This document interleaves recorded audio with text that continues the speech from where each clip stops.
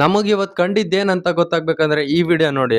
Hello guys, ನಾನ್ ನಿಮ್ಮ ಗಂಗಾವತಿ ಹುಡುಗ ಪ್ರೇಮ್. ಇವತ್ ನಾವು ಮೂವರು ಸೇರ್ಕೊಂಡು ಹೊಂಟಿದ್ದ ಎಲ್ಲಿ ಅಂದ್ರೆ ಮುಂದೆ ಗೊತ್ತಾಗುತ್ತೆ ಬನ್ನಿ. ಹೋಗೋ ಮುಂಚೆ ನಾವು ನಿಂತಿದ್ದ ಎಲ್ಲಿ ಅಂದ್ರೆ ನಮ್ಮ ಗಂಗಾವತಿಯ ಬಸ್ ಸ್ಟ್ಯಾಂಡ್ ಹತ್ರ. ಅಲ್ಲಿ ಬಂದಿದ್ದು ಇವನು. ಅಷ್ಟರಲ್ಲೇ ನಮಗ್ ಕಂಡಿದ್ದು ನಮ್ಮ ಗುರುಗಳಾದಂತಹ ಶ್ರೀ ಸಿದ್ದೇಶ್ ಸರ್.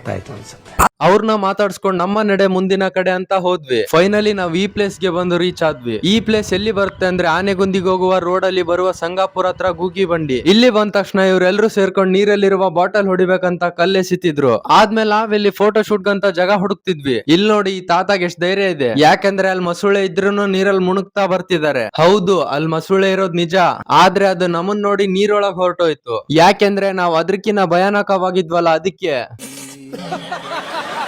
ನಾವೆಲ್ಲರೂ ಹೋಗ್ತಿರೋದು ಒಂದ್ ಕಡೆ ಆದ್ರೆ ಇವನೊಂದ್ ಕಡೆ ಹೋಗ್ತಿದ್ದ. ಯಾಕೆ ಅಂದ್ರೆ ಅವ್ನ ಹುಡ್ಗಿ ಜೊತೆ ಮಾತಾಡ್ತಿದ್ದ.